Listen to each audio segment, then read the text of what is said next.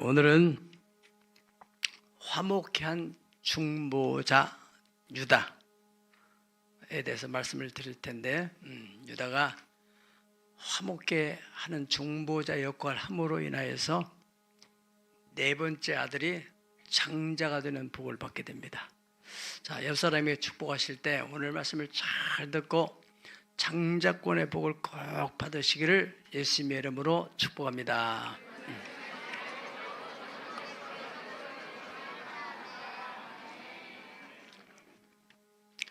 네, 현재 우리나라는 아시는 대로 정치권이 심히 내홍을 앓고 있습니다. 여당은 여당대로, 야당은 야당대로 공천으로 인하여서 공천에 컷오프된 사람들은 왜 나를 잘랐냐, 된 사람대로 좋고 뭐 이런저런 여러 가지 이유로 인해서 참 내홍이 일어나고 있는데, 어느 단체나 마찬가지예요. 우리가 살아가는 동안에는 가정에서나 또 학교에서나 직장에서나 우리 간증 들었잖아요. 거기서도 다 보이지 않는 갈등들이 있을 수 있어요.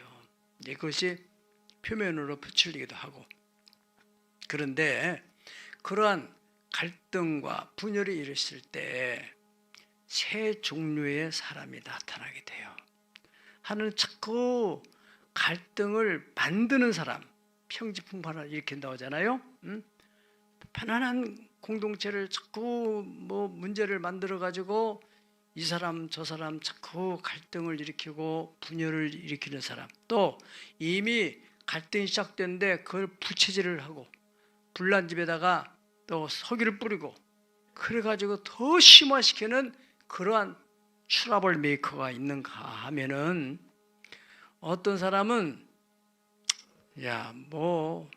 저 사람들이 저런 일에 대해서 내가 뭐 간섭할 게 뭐 있냐, 그냥 나는 굿이나 보고 떡이나 먹자, 잘못해서 내가 그거 말리다가 불똥이 내 띄면 어떻게 하냐, 그냥 가만히 난 있자, 그저 강 건너 불 보듯이 그냥 보고만 있고 바라만 보고 있네, 노래처럼 그런 사람도 있고, 세 번째 유형의 사람들은 그걸 적극적으로 그러면 안 되지, 이 사람도 설득하고 이럴 일이 아니라고 자꾸 이 사람 없는 데서 A라는 사람의 좋은 점 얘기하고, 또 B라는 사람 앞에서 또 A를 또 존중히 여기고 좋은 점 자꾸 얘기하고, 그래서 화해를 만드는 사람이 있어요. 화목케 하는 사람.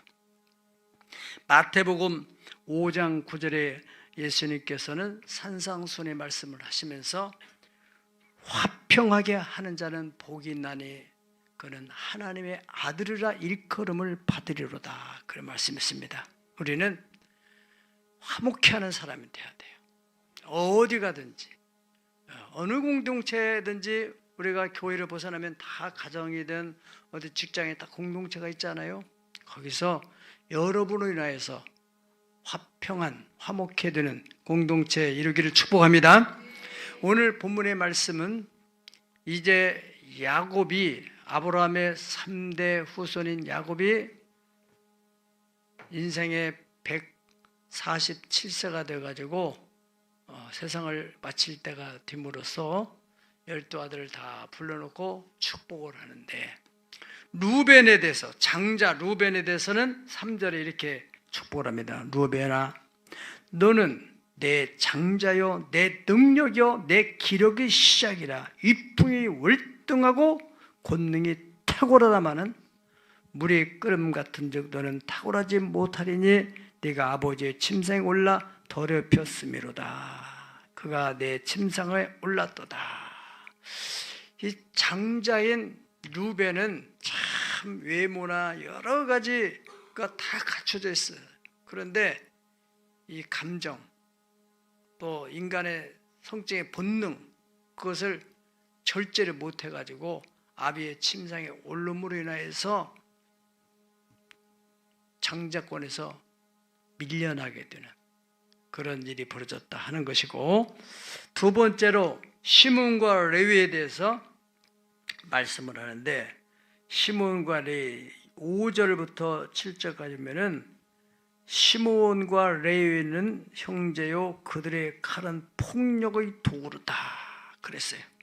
예. 그러면서 내 호나 그들의 모의에 상관하지 말지어다. 내 영광아 그들의 집회에 참여하지 말지어다.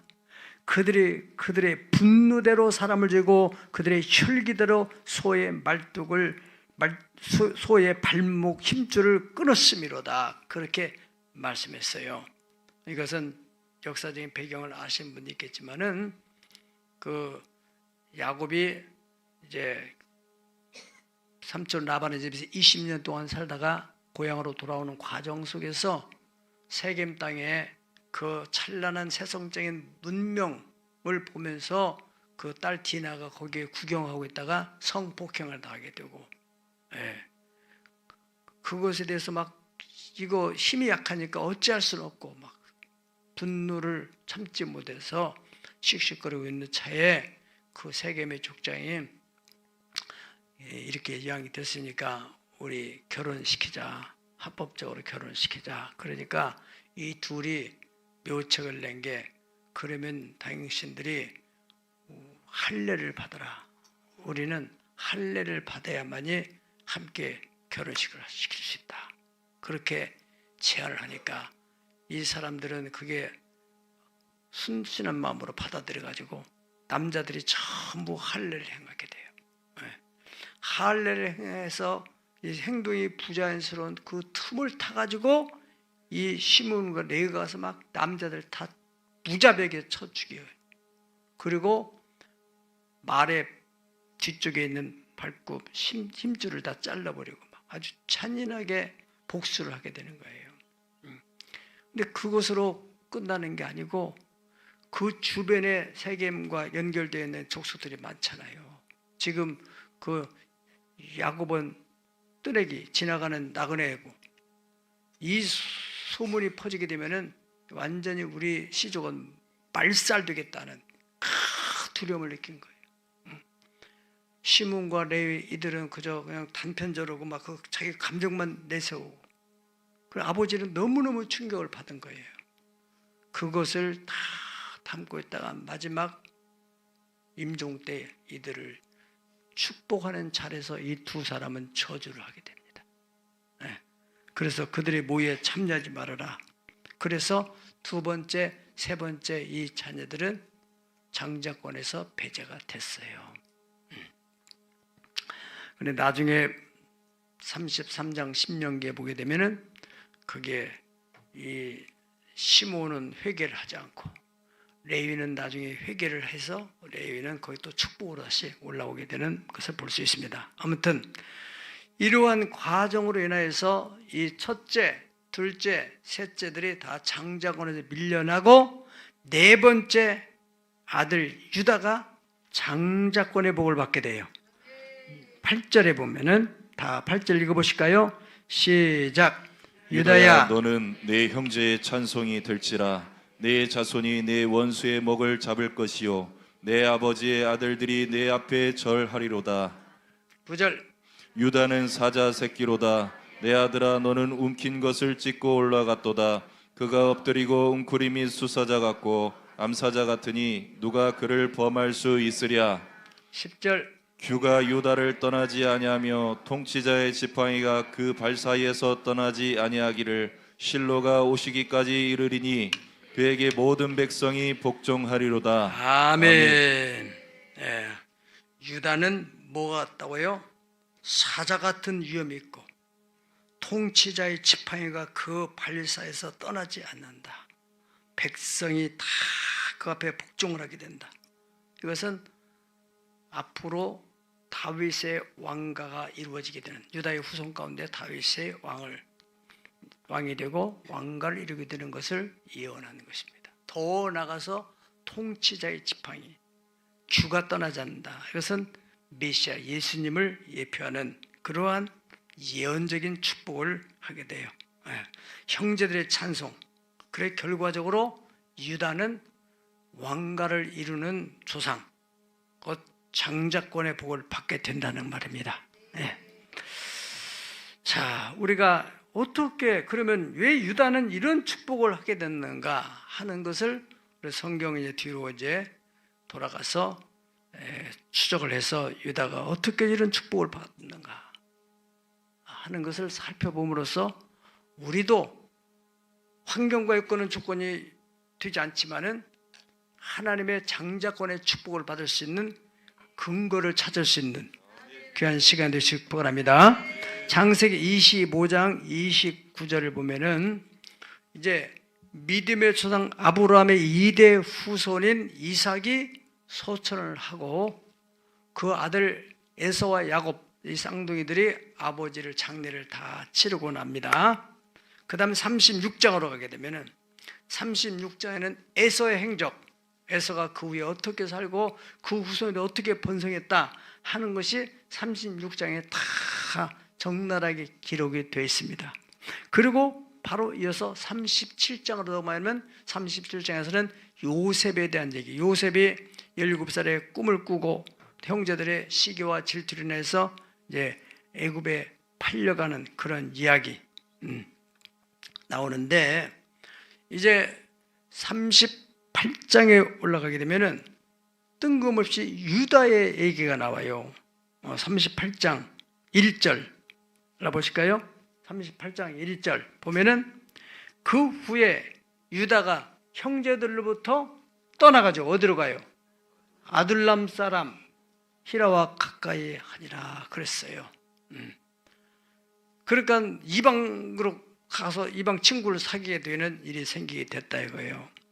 그래가지고 거기서 가나안 사람 수아라는 사람의 딸과 결혼해가지고 3남매를 낳게 돼요. 엘, 3형제, 오난, 셀라. 엘이 하나님 보시기에 악해가지고 죽게 돼요. 그러니까 그 전통을 따라서 그 두 번째 아들 오난을 그 첫 번째 아들의 부인 되는 다시 말하면 유다로 말하면 며느리에게 결혼을 시켜줘야 되는 거예요. 그래서 가문의 대를 이어가야 되는데 이 오난이는 가만히 보니까 내가 자녀를 낳아봤자 내 아들이 안 되고 형의 족보를 이어가야 되는 그런 일을 하게 되니까 자기를 생각하니까 이기적인 생각이 들어서 내가 왜 이러냐 그리고 아기를 안 낳으려고 피임을 하게 돼요. 그것이 하나님 보시기에 악해가지고 또 죽이게 돼요. 그 다음에 이제 셀라를 결혼시켜줘야 되는데 셀라는 나이가 어려가지고 며느리한테 너는 친정에 가 있어라. 나중에 크면은 결혼을 하도록 하자. 이렇게 해놓고서 이 유다의 마음속에는 얘도 잘못하면 죽으면 어떡하나 그런 불안과 두려움 속에서 그저 결혼을 안 시키는 거예요.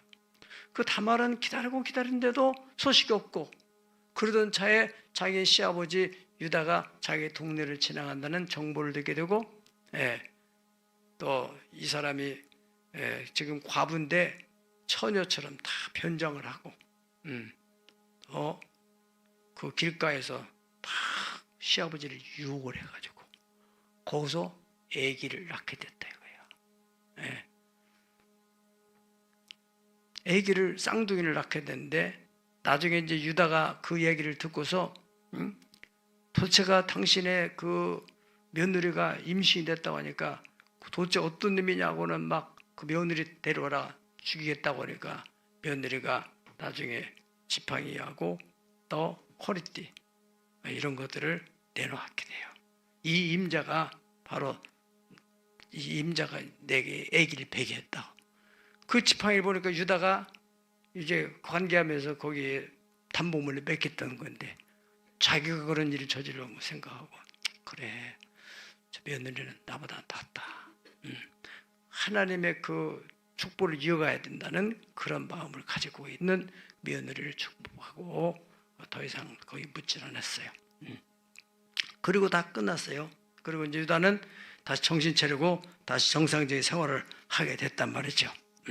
자, 그러면 유다가 왜 형제들을 떠나가지고 이방인과 그런 못된 일을 벌리게 됐는가 하는 두 가지 견해가 있어요. 첫째는 그 후에라는 그 단어 속에 거기에 해석의 실마리가 거기 있다는 거예요. 그 후에는 어떤 일이 있었어요? 그 전에는 형제들이 요셉을 애굽에 팔아먹는, 처음에는 형제들이 요셉을 죽이려고 했던 거예요. 그래서 거기에 구렁텅이에 빠뜨려서 죽이려고. 그런데 이 유다가 중재를 잘해가지고 거기서 이제 살게 되고 이제 팔게 됐는데, 유다는 이런 것, 그것 때문에 너무나 어떻게 같은 형제끼리 이렇게 할 수 있을까? 죽이려고 그런 마음까지 가질 수 있을까? 그런 형제들에 대한 실망감. 또 한편에는 그 요셉을 이제 애굽의 장사꾼에 파는 데 있어서 아버지한테 할 말이 없으니까 요셉 옷을 벗겨가지고 짐승에 피를 묻혀가지고 아버지한테 가서 이 동생이 아무래도 이게 짐승에 찢겨 죽은 것 같다고, 이게 요셉의 옷이라고 하면서 아버지를 속이고 이렇게 요셉이 죽은 거라고 이렇게 알려주잖아요. 사실 이제 팔아서 애굽으로 갔는데, 그거에 대한 자책감. 아버지가 다 슬퍼하고 괴로워하고 울 때마다 이 유다는 그 모습을 볼 수가 없어서, 그래, 내가 다른 데로 가야지, 그런 아픈 마음에서 그렇게 내려갔지 않았나, 그렇게 보는 견해들이 있습니다. 어떻든 간에 유다는 이제 그렇게 됐어. 거기까지 38장이 끝나고, 그 다음에 이어져서 이제 어떻게 해서 그러면 유다가 장자권의 복을 받을 수 있는 근거가 어디에 있는가? 37장을 다 보겠습니다. 37장 26절에서 27절 읽어보겠습니다. 유다가 시작. 유다가 자기 형제에게 이르되 우리가 우리 동생을 죽이고 그의 피를 덮어둔들 무엇이 유익할까? 자, 그를 이스마엘 사람들에게 팔고 그에게 우리 손을 대지 말자. 그는 우리의 동생이요 우리의 혈육이니라 하며 그의 형제들이 청종하였더라. 아멘. 여기 중요한 얘기가 있습니다. 그 형제들이 요셉을 죽이려고 하게 된 것은 뭐 때문에요? 요셉이 해와 달과 11개 별이 자기를 향해서 절을 하게 되는, 그러니까 형제들 당신들이 다한테 절을 하게 되는 날이 온다, 그런 얘기 아니겠어요? 그런 걸 보면서 이 형제들이 막 굉장히 분노를 하는 거예요. 또 아버지는 아버지대로 요셉을 너무너무 사랑에 편애하게 된 거예요.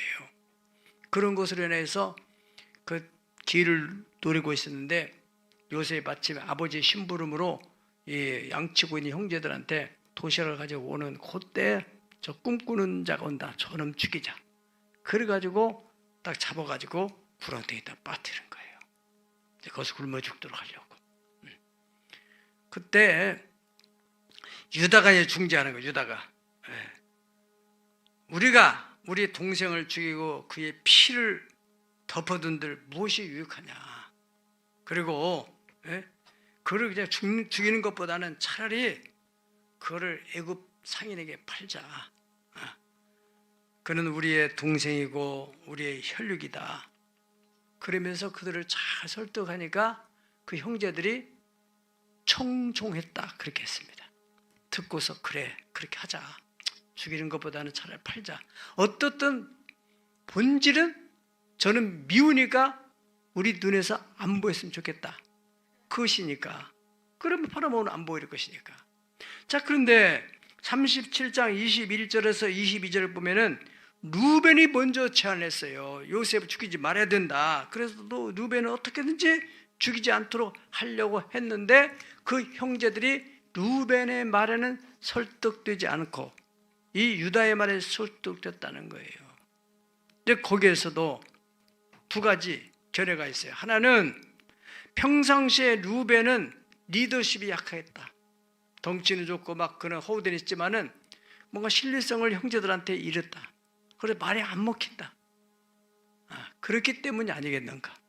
그리고 두 번째 이유는 루벤이 살려주자고 하는 말은 참 좋았는데, 그렇다면 그냥 맹목적으로 우리는 죽이려고 하는데 맹목적으로 살릴 수는 없다 하는 대안이었다. 대안. 유다는 거기에 대안을 써요. 이 사람들이 죽이려고 하는 목적은 저는 안 봤으면 좋겠다.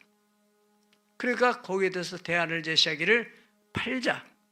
그렇게까지 하니까 형제들이 다 동일하게 거기에 찬성을 해서 그 요셉을 꺼내 가지고 옷을 벗겨서 짐승의 피를 묻히고 그리고 요셉은 애굽에 팔게 된. 이와 같은 간에 유다의 중재로 인하여서 요셉은 살아나게 됐다는 거예요. 다른 형제들, 물론 처음에 누군가가 죽이자는 제안을 했을 것이지만은 다른 형제들은 다 거기서 수수방관하고 거기에 동참을 하게 되는데, 그렇게 혈기가 막 충천한 그런 형제들의 마음을, 용기를 가지고 잘 감정을 수술이 늦추도록, 누구들이도록 그렇게 했던 사람이 바로 유다라는 거예요. 여러분들이 지금 한 10명이서 막 흥분돼서 막 누구를 지금 모함하고 어떻게 처리하려고 하는데, 그 가운데서 유다 같은 사람이 있다면은 용기를 가지고 내가 저 사람한테 좀 도와준다 해서 무슨 내게 도움이 될까? 잘못하면 불똥이 나한테 튀라고? 나는 구경이 나가면 말지 뭐 내가 왜 거기에 끼어들어서 내가 피해를 드릴 게 뭐가 있냐? 이렇게 생각할 사람들이 많이 있을 텐데 유다는 그렇게 하지 않았다는 거예요. 바로 우리 크리스찬들이라는 것은, 정말로 하나님이 기뻐하는 사람이라는 것은 그런 상황에서 용기를 가지고 사람들의 분노의 감정을 누구뜨리는 그런 사람이 바로 화평을 만드는 중재자가 된다는 것입니다. 우리가 참 이 사람이 이 말이라는 게 얼마나 중요한지, 그렇게 막 흥분된 사람의 말을 잘 이렇게 누구들에게 할 수 있다는 것은 그 언어의 기술입니다. 언어의 기술.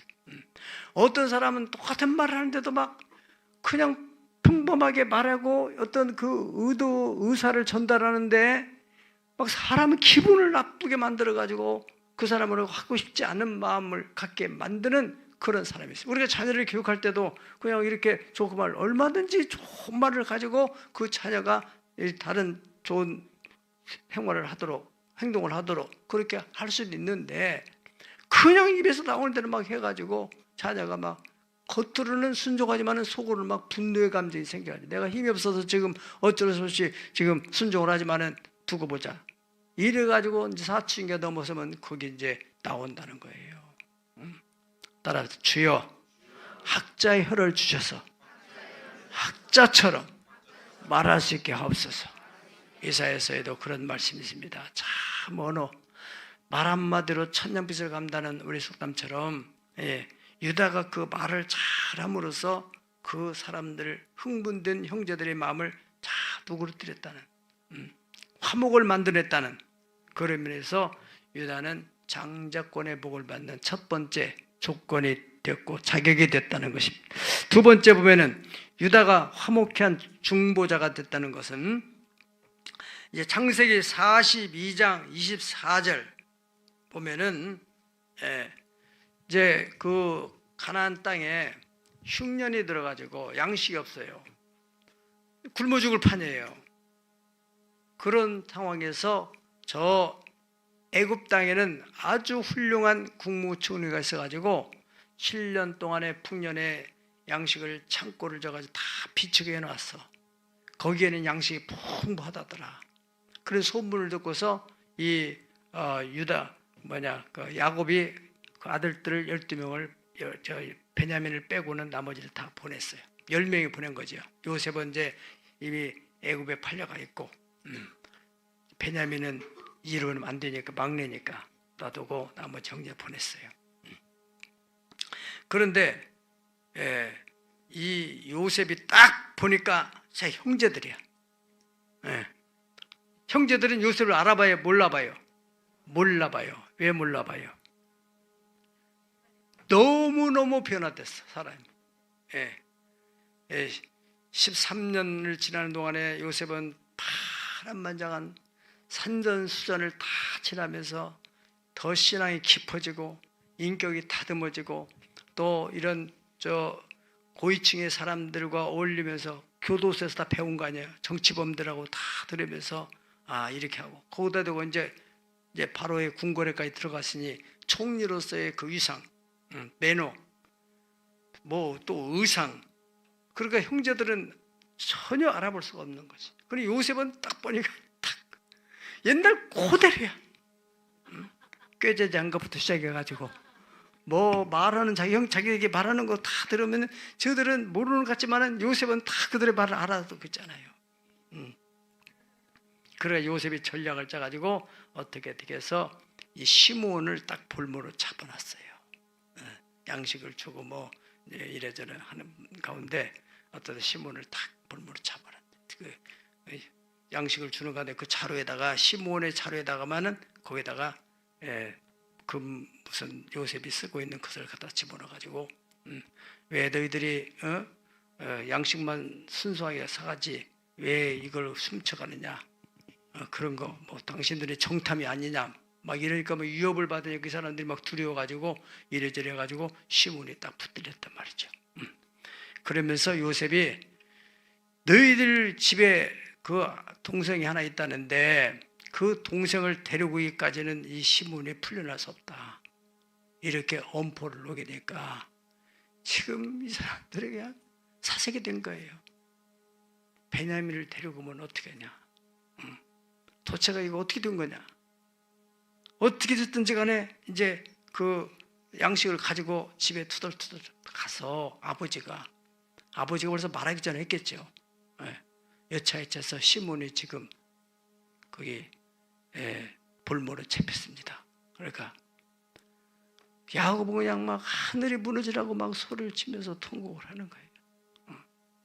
옛날에도 아들을 잊어버렸는데 또 아들을 잊어버렸으니 그러면서 형제들이 그 아들들이 하는 말이 베냐민을 데리고 와야 얘를 풀어준다고 했습니다. 총리님이 그랬어요. 그건 또 무슨 말이냐. 그 야곱이 사랑하던 라헬을 통해서 베냐민과 요셉이 태어났거든. 원래 라헬 때문에 그 레아하고 또 이렇게 7년 또 일을 했고 거기에서 또 비라와 실바를 이렇게 여종을 중에서 이 아들이 많이 생겼잖아요. 그리고 야곱의 마음속에는 그런 마음이 있었는데 베냐민을 또 데리고 간다고 하니까 막 이제는 안 되는 거예요. 야곱은. 그래가지고 이걸 보내야 되느냐 안 보내야 되느냐 막 옥신각신 할 때 이때 유다가 등장을 하게 되는 거예요. 유다가 등장을 해가지고 그 아버지를 설득하게 됩니다. 43장 1절 2절을 다 보시면 43 1절 2절 다 시작. 그 땅에 기근이 심하고 그들이 애굽에서 가져온 곡식을 다 먹음에 그 아버지가 그들에게 이르되 다시 가서 우리를 위하여 양식을 조금 사오라. 아멘. 네. 자, 여러분 지금 기근이 더 심해지는 거예요. 이제 우리가 이제 크게 넓게 보게 되면 이게 다 하나님의 비밀의 경륜입니다. 왜요? 이 야곱의 족속 70명을 애굽 땅으로 보내서 하나님이 플랜을 짠 것은 애굽의 그 정치적인 안정, 또 큰 강대국이고 또 그 나라의 고센 땅이 기름진 땅이고 거기다가 둬서 거기서 하나님의 약속의 때까지 인구가 대대로 번성할 수 있도록 하도록 했어. 그런 하나님의 계획이 있어서. 그런 이 사람들 갈 이유가 없어요. 그러니까 하나님이 기근을 보내가지고 1차 갔다 왔는데 그 만약에 기근이 해결됐다면 두 번째 갈 이유가 없을 거예요. 그냥 그래 시몬은 볼모로 잡힌 걸 치고 그냥 우리는 살자 이렇게 할 수 있을 텐데 양식이 없으니까 또 가야 되는 형편이 됐단 말이죠. 그래서 보내야 되느냐 안 보내야 되느냐 막 이것 때문에 옥신각신하고 있는데 유다가 거기서 제안하는 거예요. 그것이 43장 8절에 10절까지 유다가 그의 아버지 이스라엘에게 이르되 저 아이를 나와 함께 보내시면 그 아이가 누구예요? 베냐민을 보내시면 우리가 곧 가리니 그러면 우리와 아버지와 우리 어린 아이들이 다 살고 죽지 않을 것입니다. 유다도 지금 아들을 낳았고 루벤도 다 자녀들이 있잖아요. 손주들이 그 아직 지금 요셉 애굽에 있는 요셉의 자녀들까지 해서 70명이라고 있잖아요. 이 대가족인데 양식이 지금 떨어져서 못 먹을 형편에 잘못하면 유도로 있으면 다 굶어 죽는다는 거예요. 그러면서 유다가 대안내기를 내가 그를 위하여 담보가 되오리니 아버지께서 내 손에서 그를 찾으소서. 내가 만일 그를 아버지께 데려다가 아버지 앞에 두지 않냐면 내가 영원히 죄를 지리다. 우리가 지체 안 했더라면 벌써 2번이나 갔다 왔을 것인데 언제까지 이러고 있을 것입니까? 그렇게 아버지를 잘 설득을 했어요. 그러니까 아버지의 마음이 열렸어요. 그럼 다른 형제들은 그냥 가만히 있어요. 멀뚱멀뚱 쳐다보고 어떻게 할 수가 없고 아버지는 막 너무 속상하고 어떻게 해결책 없고 방안이 없고 유다가 대안을 낸 거예요. 이 아들을 데리고 가십시다. 다른 길이 없습니다. 일단 데려가서 이 아들 베냐민을 그 총리가 참다면 내가 대신 볼모로 잡히겠다고 그 아들은 어떻게 하든지 데려오도록 하겠습니다. 그렇게 중재를 했단 말이죠. 그러므로서 이 야곱은 위로도 받고 소망도 없고 그래서 애굽으로 보내게 됐다는 거예요. 그러한 제안. 네. 세 번째로 이제 그 애들이 양식을 이제 얻으러 갔을 때 베냐민을 데리고 갔잖아요. 요셉은 베냐민을 보니까 막 그 자기의 친핏줄이잖아. 다른 형제들은 배 다른 형제고. 그러니까 유다를 보니까 막 그 옛날에 그 감정, 그 자기 피에 대한 혈육의 청 이게 막 들끓어오는 거예요. 그러나 다 감정을 절제하고 그리고 이제 양식을 다 또 팔아야 되니까 그 사람들 형제들의 자루에다가 다 하고 그도 베냐민의 자루에다가 또 거기다가 은잔을 또 숨겨둬요. 그리고 이제 막 가는데 다시 또 불러가지고 너희들 지금 우리 총리님 은잔이 없어졌다. 아니 우리가 무슨 전혀 우리는 손댄 적이 없다고. 순진하죠. 다 와봐. 줄들여가지고 자기 막 이 양식 자루를 다 뒤집어서 막 다 쏟고 그러는데 베냐민 양식 자루에서 거기서 은장이 나오는 거예요. 이놈들이 그럴 수 있냐, 뭐 호통을 치니까 그 형제들은 사색이 된 거예요. 이거 어떻게 하면 좋냐? 이건 어떻게 하면 좋냐? 이 베냐민을 그렇게 우리 아버지가 안 보내려고 한 이유가 있었는가 본데 이건 어떻게 하냐? 아무도 그 위험 있는 막 그 국무총리 앞에서 나설 사람이 없는 거예요. 그때 유다가 나타나요. 유다가 44장 18절을 보면은 한번 읽어볼까요? 18절 유다가 시작. 유다가 그에게 가까이 가서 이르되 내 주여 원하건대 당신의 종에게 내 주의 귀에 한 말씀을 아뢰게 하소서. 아멘. 자 거기 보면은 유다가 이제 예절을 갖춰서 정중한 표현이 나오잖아요. 그냥 발불 떨고 아무도 나서지 않는데 유다가 국무총리한테 탁 나가가지고 가까이 가서 내 주여 원하건대 당신의 종에게 내 주의 귀에 한 말씀을 아뢰게 내 귀를 주시고 화내지 마세요. 그래 뭔데 얘기해봐. 그러니까 자초지종 자기의 그 아버지의 사정 옛날에 자기 형제들의 과정 그리고 요셉이 팔아먹었던 그런 얘기를 줄줄이 쭉 얘기하는 거예요. 그 얘기를 하려면 시간이 너무 가니까 그것은 다 전략하고 줄이고 44장 30절에 34절까지 보면은 거기서 이제 결정적으로 유다가 하는 말이 아버지의 생명과 이 아이의 생명이 서로 하나로 묶여있거늘 이제 내가 주의 종 우리 아버지에게 돌아갈 때 이 아이가 우리 함께 가지 아니하면은 우리 아버지가 아이의 없음을 보고 죽을 것입니다. 이같이 되면은 종들이 주의 종 우리 아버지가 흰머리로 슬퍼하며 서울에 내려가게 하게 되는 것입니다. 아버지는 죽습니다. 이 아들이 안 가면은. 그러니까 주의 종 바로 내가 아버지에게로 아이를 담보하기를 이 아버지께로 데리고 돌아오지 않으면 영영이 아버지께 죄짐을 지라 했으니까 내가 이제 이 아이를 대신해서 담보가 되겠습니다. 요셉한테 지금 제안하는 거예요. 이 아이를 붙들지 말고 나를 붙잡아 주세요. 그리고 이 아들은 돌려보내 주세요. 그렇게 얘기를 하게 되는 거예요. 그 얘기를 쫙 듣던 요셉의 마음에 옛날에 그 13년 전에 눌려있던 억압된 그 감정이 더 이상 누리지 못하고 폭발하게 되는 거예요. 그래서 자 여기 34절 보면 44장 34절 보면은 이해가 나와 함께 하지 않으면 내가 어찌 아버지께 돌아갈 수 있으리까 두렵건대 제가 내 아버지에게 미침을 보리이다. 우리 아버지는 죽습니다. 그 얘기를 듣던 요셉이 45장 1절 다 같이 시작. 요셉이 시종하던 자들 앞에서 그 정을 억제하지 못하여 소리질러 모든 사람을 자기에서 물러가라 하고 그 형제들에게 자기를 알리니 그때에 그와 함께한 다른 사람이 없었더라. 요셉이 큰 소리로 우니 애굽 사람에게 바로의 궁중에 들리더라. 아멘. 그래가지고 요셉이 그 유다의 그 이야기를 쭉 듣던 가운데 감정이 억제가 안 돼가지고는 폭발해서 막 울면서 자기 그 궁중에 있는 신하들을 다 뒤로 물러가게 하고 그 형제들에게 내가 요셉이다. 형제들 처음에는 안 믿었다고 그래요.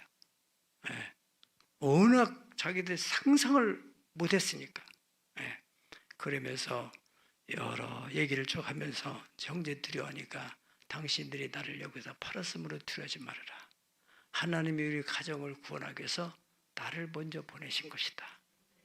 그 형제들을 위로하고 이래저래 해가지고 이제 자기 아버지 모셔오라고 금마차를 보내는 거 아니겠습니까? 그래서 그 아버지가 이제 돌아가게 돼요. 그래서 그 형제들이 이제 애굽의 고센 땅에서 다 행복하게 잘 살게 되고 언제까지? 모세가 나타날 때까지 약 200만 명으로 70명이 들어가서 200만 명으로 번성하는 거예요. 이것이 하나님의 비밀의 경륜입니다. 이러한 역사적인 그런 상황 속에서 유다의 역할이 아주 중요했다. 유다가 아니었더라면 요셉은 벌써 구렁텅이에 죽었을 것이고 또 유다가 아니었더라면 그 아버지의 그 괴로웠던 그 마음 어떻게 베냐민을 보내야 되냐 말해야 되냐 하는 그 해결할 수 없는 그런 때 아버지를 설득하고 베냐민이 이제 불모로 잡혔을 때 형제들은 막 얼마나 두려운지 이건 어떻게 말할 수 없고 설명할 수도 없고 그때 유다가 담담하게 그 총리한테 나가가지고 사실 가정의 내력을 쭉 설명하고 이래 해서 우리 아버지에게 정말 이 요셉과 베냐민이라는 두 아들인 요셉은 이미 팔려서 어떻게 죽었고 짐승에 죽였고 뭐 이런 얘기를 하면서 요셉이 지금 여기 있는데 지금 자기들 드라마를 자기들이 만든 얘기를 가지고 하고 이 베냐민 지금 이렇게 된 상황이다. 아버지가 이 베냐민 죽으면은 아버지는 좀 더 이상 못 살 것이다. 그런 말이 요셉의 감정에 큰 자극을 준 거예요. 그래가지고 요셉이 더 이상은 자기를 숨기지 못하고 또 노출시켰다는 거예요. 이게 화목케 하는 그런 중재자 유다. 여기에서 야곱은 나중에 노년에서 이제 운명하면서 안수할 때 그래 유다야 네가 바로 형제들의 찬송이 될지다. 아무도 나서지 못하고는 그런 위기가 있을 때마다 네가 앞장서서 십자가를 지는 마음을 가지고 네가 화목케 하는 네가 있었기 때문에 우리 가정이 있었다. 그런 마음으로 축복을 한다는 것입니다. 우리가 가정에도 마찬가지입니다. 교회도 마찬가지입니다. 우리가 살아가는 과정 속에 마귀는 어떻게 하든지 그 이름 그대로 디아블로스 분열케 하는 것은 마귀 역사예요. 그러나 화목케 하시는 것은 성령 역사인데 그 성령의 도구가 되려고 하는 사람이 그렇게 많지 않다는 거예요. 다 자기 생각, 자기 입장. 내가 왜 거기에 뛰어들어가서 불똥 튈 위험스러운 일을 왜 내가 당해야 되느냐. 앞으로 세상에 가면 갈수록 다 이기주의화 돼가지고 다 몸을 사리며 살아가는 세상 속에서 유다와 같은 그러한 정신, 그러한 마음을 가진 화목케 하는 그 사람을 하나님이 찾는다는 것입니다. 에베소 2장 16절 보면은 또 십자가로 이 둘을 한 몸으로 하나님과 화목하게 하려 하심이라 원수된 것을 십자가로 소멸하셨다. 누구예요? 예수님 바로 그런 분이라는 거예요. 골로새 1장 20절 다 같이 시작. 그의 십자가의 피로 화평을 이루사 만물 곧 땅에 있는 것들이나 하늘에 있는 것들이 그로 말미암아 자기와 화목하게 되기를 기뻐하시니라. 아멘. 그 예수님이 바로 하늘과 땅, 하나님과 인간이 그 죄로 인해서 갈라져 있는 이것을 화목케 하시기 위해서 십자가를 지시게 됐다. 그러니까 화목케 하는 중재 역할을 하는 사람은 바로 예수의 심장을 가진 사람이라는 것입니다. 고린도후서 5장 18절에 20절에 보면 모든 것이 하나님께로서 났으며 그가 그리스도로 말미암아 우리를 자기와 화목하게 하시고 또 우리에게 자기와 화목하게 하게는 뭘 줬어요? 직분을 주셨으니 곧 하나님께서 그리스도 안에 계시사 세상을 자기와 화목하게 하시며 그들의 죄를 그들에게 돌리지 않으시고 화목하게 하는 말씀을 우리에게 부탁하셨느니라. 그러므로 시작. 그러므로 우리가 그리스도를 대신하여 사신이 되어 하나님이 우리를 통하여 너희를 권면하시는 것 같이 그리스도를 대신하여 간청하노니 너희는 하나님과 화목하라. 아멘. 사랑하는 여러분, 역대상 5장 2절에는 이렇게 기록됐습니다. 유다는 형제보다 뛰어나고 주권자가 유다에게서 나온다. 그렇게 여인됐어요. 유다는 형제들 사이에서나 아버지의 관계에서나 위험 있는 그러한 국무총리 요셉 앞에서는 어떻게 하든지 그 관계를 회복시키려고 하는 그러한 마음을 가진 사람, 자기 몸을 사리지 않고 용기를 가지고 적극적으로 화목케 하는 직분을 감당했던 사람, 바로 이것이 예수님의 예표고 바로 이러한 마음을 가지고 있는 그 사람, 그 사람에게 하나님은 장자권의 복을 준다는 메시지가 여기에 담겨 있습니다. 우리가 어딜 가든 특별히 하나님의 공동체 안에서 이렇게 화목케 하는 직분을 감당하는 저 여러분 되어서 장자권의 복을 받을 수 있기를 예수의 이름으로 축복합니다. 다 같이 부르시 기도하겠습니다.